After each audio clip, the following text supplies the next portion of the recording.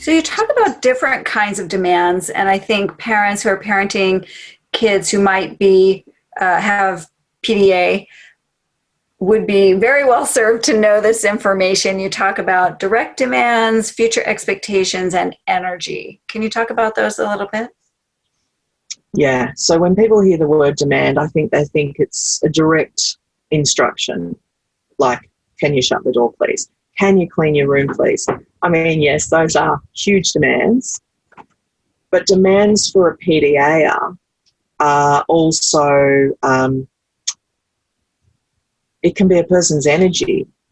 It can be someone coming over to your home that asks a lot of questions, and you know there's someone that asks a lot of questions, so you're going to stay in your room and not come out.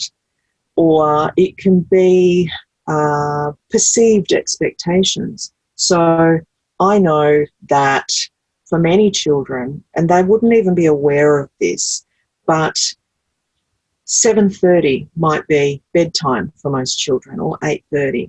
Now, when the PDA, hypersensitive neuroception, catches on to that expectation, it instantly kicks into a neurobiological response, which is, this is a demand, we are not sleeping. If nighttime is when people sleep, we are not doing that. And so what happens is a child might be exhausted and want to sleep, but their brain won't allow them to.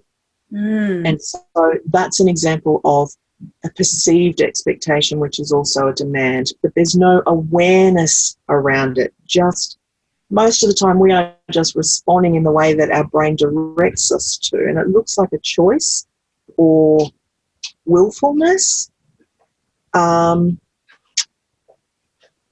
Language is very important.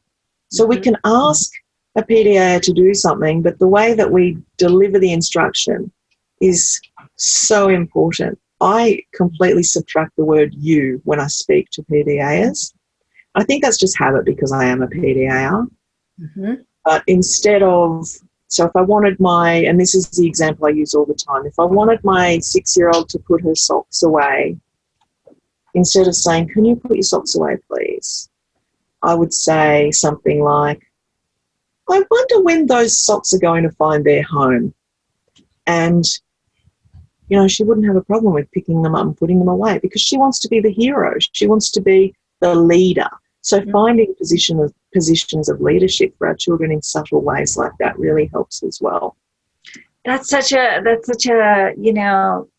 chess move in a sense. It's like we have to package it in the right way. Yes. That would take a lot of forethought, I would think.